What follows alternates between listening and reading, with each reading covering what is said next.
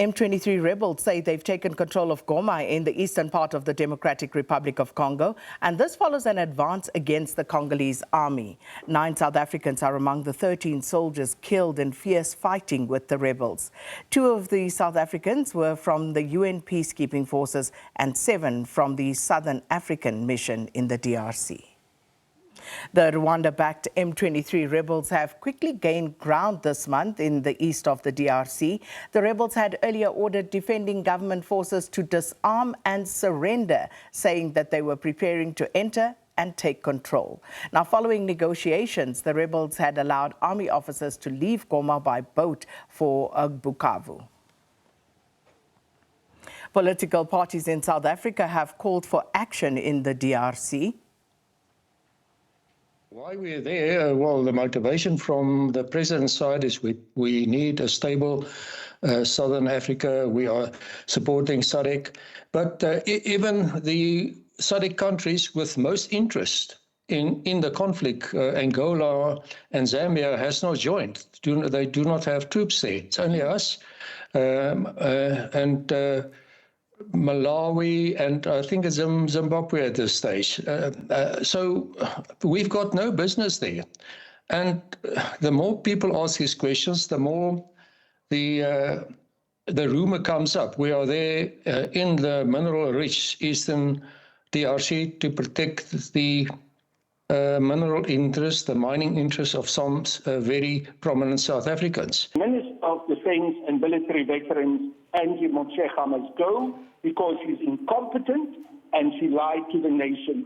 And finally, the Economic Freedom Fighters is calling for an emergency joint meeting of the National Assembly and the National Council of Provinces to discuss with President Ramaphosa in front of the nation, so that there is full accountability, what has happened here, why they allowed this to happen, and also to explain to us what the purpose is of our troops being deployed in the DRC. Unfortunately, in the previous term in Parliament, I was sitting in the Defence Portfolio Committee, and we've been complaining that every year the defence budget is being cut. And we're calling for the government to give more money to the defence. We're calling on government to invest in the security of our state. Because if you are cutting budgets, I mean, what can happen tomorrow if South Africa can be attacked? I'm not sure if we are equal to the task. So more money must be poured into the defence, so that defence is able to protect the state, and also soldiers are able to have all the resources to protect themselves.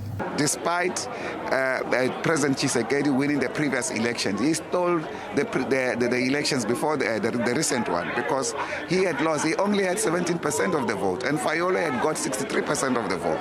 He was nowhere closer to winning the vote.